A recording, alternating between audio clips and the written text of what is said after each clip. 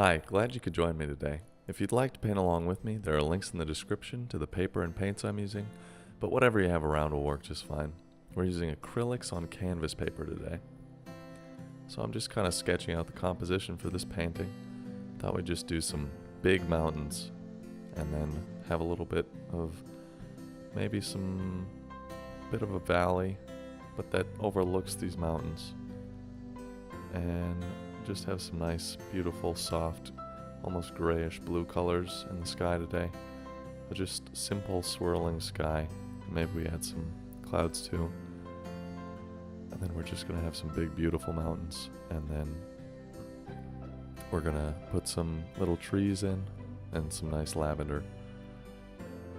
And this is kind of a continuation of the last video where I was trying to kind of remember how I learned how to paint using oil paints and now moving into acrylics with the same sort of style now that I'm more used to them. And I thought we'd just go with some grays for these mountains as a background. Just a nice soft color pleasing to the eye. So that one in the background, we want that to be a little bit lighter than these ones that are going to be in front of it. And the reason for that is it makes it look like it's farther away. Things get darker the closer you get, the closer they get to you. So now we're just kind of figuring out where these mountains live, finding a little home for them. We want these to go for quite a bit of the page, so that means that we have to kind of phase them out, blend them down so it looks like there's a bit of a fog or something like that. So we're just putting a lot of color on the page to get a base down for these mountains and get an idea of how we want them to lie. Just gotta think like a mountain. Where would you go? And we are also thinking about where we want the light to come from in this painting, which is from the right for this painting.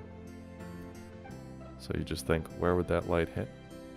And that's where the front of your mountain is. And it's easy to start from the top and not have a lot of peaks or too many things that are at the tops of the mountains. Makes it a lot easier on you. Now this is just me trying to figure out how I want to blend this down to make it look like there's just kind of a fog and it fades away into nothing, because we want these mountains to be really big. So just adding a little black, a little white, finding that gray that matches and blends it down properly. And this doesn't have to be exact. You'll see that I don't end up with something that's perfectly exact. And it really works out. So you just have fun with these paintings. Try new things out. Now I just took some white and added a little bit of blue to it. And I really liked how that looked. And then we're just going to pull that from the top of the mountain down. And that's where we're going to find the side of our mountains that are in the light. And we're going to bring that all the way down to even where it's foggy. And that'll end up looking nice when we add our foreground. Now this is the best part because you get to decide where your mountains go. See how I just added a nice little peak there in front? You can just keep adding to these mountains all day long. It's lots of fun. Varying the color a little bit, maybe a little more blue in some spots, maybe a little more white in some spots.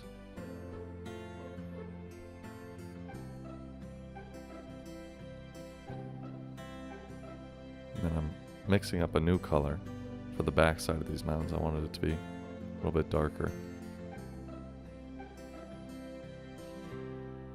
And I thought that was just a little bit too harsh, so I thought I'd lighten it up. You can just play with these colors all day long. Have some fun, and you'll learn something. And you want to bring that right up to the edge, because that shadow is going to be the strongest right at that edge.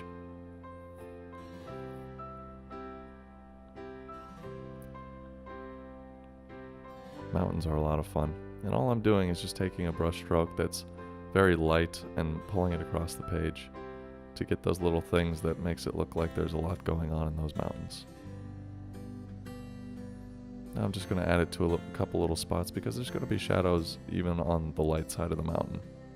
So you just got to find a couple spots that look like they deserve a little shadow and let them have it.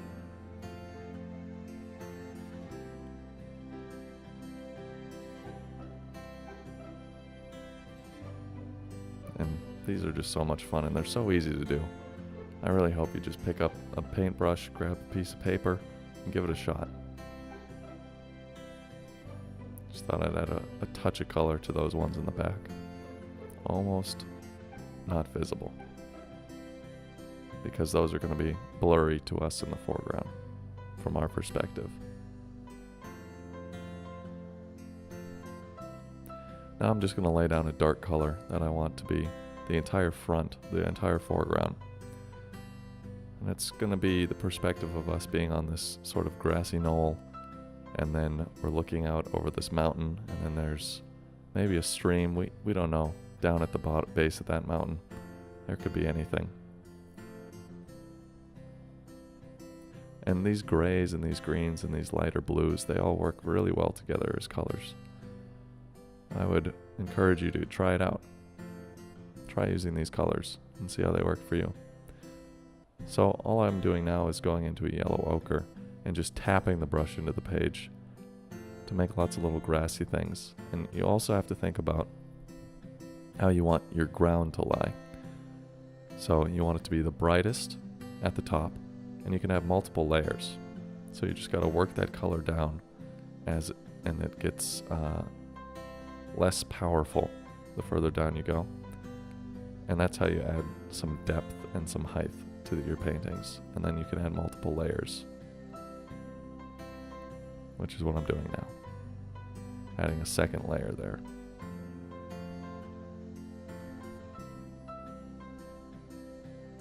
And it's just lots of little tapping movements to make it look like there's a lot of little grass pieces, and some of them shoot up a little bit higher than the other ones, and some of them are just short little ones, and some are completely in shadow.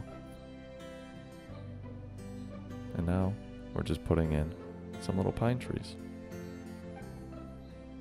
A lot of the time I use a fan brush to do this, but I'm just using the same brush that I was using before for the grass to do these ones. Thought these would just be some really full pine trees that aren't too definite. And then just get a little bit of light on those too. Because remember, we have the light coming from the right side of this painting, and that stays true all the way to the end of your painting. Just doing the same sort of tapping movements that we did with the grass, but now vertical on these trees. And then, thought it would be fun, we can just have some little pieces of lilac coming through. So I grabbed a brush that was a little bit thinner, and I'm just going into that paint, that black paint, and just doing it with the tip of my brush. Just the tip of the brush. And then all we have to do is do kind of a similar thing that we did with those trees, and just tap in. I made a dark purple. And it's important to remember you put a dark color down, and then you tap a light color over it.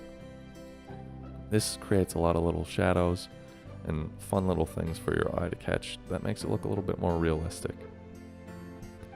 And then just got to lighten that color up a little bit, and that'll be our highlight color for these.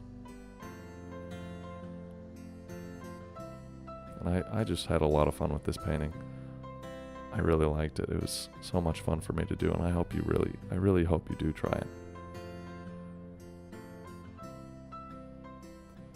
So beautiful. And I'm glad you could join me today. Hopefully you enjoyed the video, and if you paid it along with me, I hope you had some fun. Until next time.